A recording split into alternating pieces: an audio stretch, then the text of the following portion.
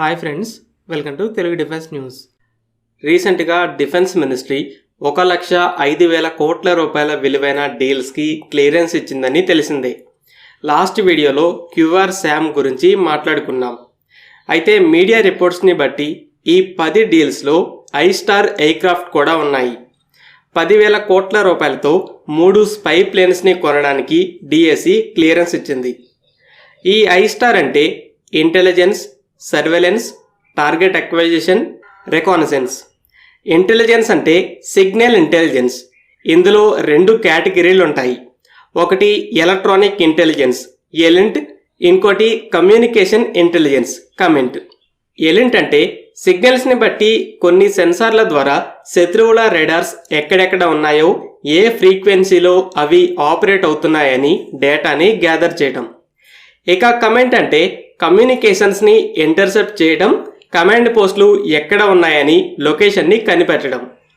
Tank, armoured vehicles లాంటి ground force కావచ్చు, aircraft కావచ్చు, వార్షిప్స్ కావచ్చు, ఏం చేయాలి, ఎలా చేయాలి అని high ranking officials command and control సెంటర్స్లో ఉండి ఇన్స్ట్రక్షన్స్ ఇస్తుంటారు. బ్యాటిల్ ఫీల్డ్లో ఏం జరుగుతుందని మానిటర్ చేస్తూ నెక్స్ట్ ఏం చేయాలి అని ట్రూప్స్ని గైడ్ చేస్తుంటారు. ఇవి సీక్రెట్ లొకేషన్స్లో ఉంటాయి, కొన్నిసార్లు అండర్ గ్రౌండ్లో కూడా. అయితే ఎక్కువగా రేడియో సిగ్నల్స్ ఎక్కడ నుండి వస్తున్నాయి అనే దాన్ని బట్టి కమాండ్ సెన్సార్స్ వాటి లొకేషన్ని కనిపెడతాయి. అలాగే వాయిస్ కమాండ్స్ కావచ్చు, మెసేజెస్ కావచ్చు, వాటిని ఇంటర్సెప్ట్ చేస్తూ శత్రువు ఏం ప్లాన్ చేస్తున్నాడో తెలుసుకుంటాయి. ఇలా ఎలింట్, కమెంట్ అని సిగ్నల్ ఇంటెలిజెన్స్లో 2 కేటగిరీస్ ఉన్నాయి. ఫైటర్ జెట్స్ అన్నింటికి ఎలింట్ సామర్థ్యం ఉంటుంది. మేల్, హేల్ క్లాస్ డ్రోన్లలో 2 కూడా ఉంటాయి. అయితే ఈ ఇంటెలిజెన్స్ రోల్ కోసం కొన్ని స్పెషలైజ్డ్ ఎయిర్క్రాఫ్ట్ కూడా ఉంటాయి. వీటినే స్పై ప్లేన్స్ అని పిలుస్తుంటారు. ఇలాంటి వాటిలో ఎలింట్ ఎయిర్క్రాఫ్ట్ ఉంటాయి, కొన్ని కమెంట్ ఎయిర్క్రాఫ్ట్ ఉంటాయి, కొన్నింటికి 2 కేపబిలిటీస్తో సిగెంట్ ఎయిర్క్రాఫ్ట్ ఉంటాయి. ఇండియన్ ఎయిర్ ఫోర్స్లో కూడా గ్లోబల్ 5000, గల్ఫ్ స్ట్రీమ్ 3 లాంటి ప్లాట్ఫామ్స్తో కొన్ని రకాల ఎలింట్, కొన్ని రకాల కమెంట్ ఎయిర్క్రాఫ్ట్ సర్వీస్లో ఉన్నాయి. అయితే ఫుల్లీ ఇంటిగ్రేటెడ్ ఐస్టార్ ఎయిర్క్రాఫ్ట్ అనేవి చాలా అరుదు.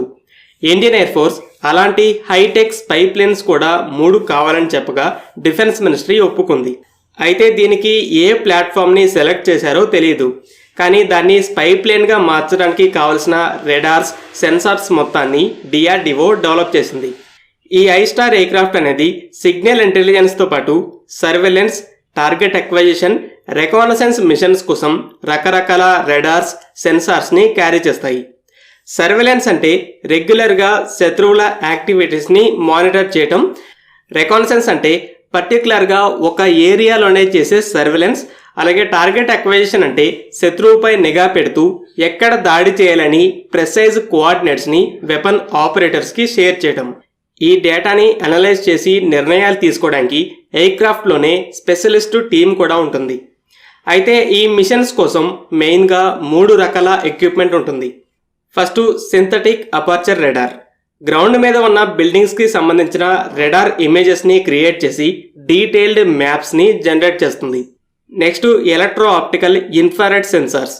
వీటి ద్వారా క్లియర్ విజువల్స్తో శత్రువుల యాక్టివిటీస్, కొత్త కన్స్ట్రక్షన్స్ని, అలాగే ట్రూప్ మూవ్మెంట్స్ని కూడా అబ్జర్వ్ చేయొచ్చు. తర్వాత మూవింగ్ టార్గెట్ ఇండికేటర్. ఇది ఆటోమేటిక్గా కదులుతున్న శత్రువుల ట్యాంక్ ఫార్మేషన్స్ని ఐడెంటిఫై చేసి ఎటు వెళ్తున్నాయని చూస్తుంది. మేల్, హేల్ క్లాస్ డ్రోన్లలో ఈ elint, comint, synthetic aperture radar, electro optical సెన్సార్లు కూడా ఉంటాయి. అలాగే MQ-9B లాంటి కొన్ని హైలీ అడ్వాన్స్డ్ డ్రోన్లలో మూవింగ్ టార్గెట్ ఇండికేటర్ కూడా ఉంటుంది. అయితే ఈ డ్రోన్స్ మహా అయితే 5 నుండి 6 టన్నుల వెయిట్ ఉంటాయి. పేలోడ్ కెపాసిటీ, ఈ సెన్సార్ల సైజ్ అనేది దానికి తగ్గట్టు ఉంటుంది. అయితే ఈ స్పై ప్లేన్స్కి చాలా పెద్ద సైజు రెడార్, సెన్సార్స్ని ఫిట్ చేయొచ్చు. శత్రువు భూభాగంలో బాగా లోపలికి చూడాలన్నప్పుడు డ్రోన్లని లోపలికి పంపాలి, కానీ ఎయిర్ డిఫెన్స్ ముందు అవి సర్వే అవ్వలేవు.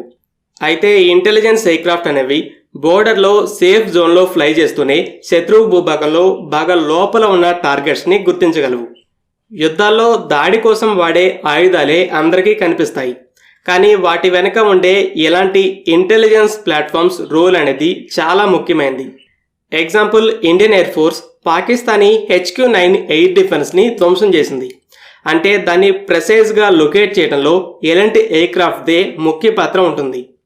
అయితే ఎయిర్ ఫోర్స్ ఈ ఎలెంట్ కమెంటే కాకుండా ఒక కాంప్రిహెన్సివ్ ఐస్టార్ ఎయిర్క్రాఫ్ట్ని కూడా కొనబోతుంది. వీటి ద్వారా బ్రహ్మోస్ లాంటి వెపన్స్ని మరింత వ్యూహాత్మకంగా శత్రువు మీద వాడొచ్చు. ఫ్రెండ్స్, ఈ వీడియో మీకు నచ్చినట్లయితే లైక్ చేయండి. అలాగే మరిన్ని ఇంపార్టెంట్ డిఫెన్స్ అప్డేట్స్ కోసం మన ఛానల్ని సబ్స్క్రైబ్ చేసుకోండి.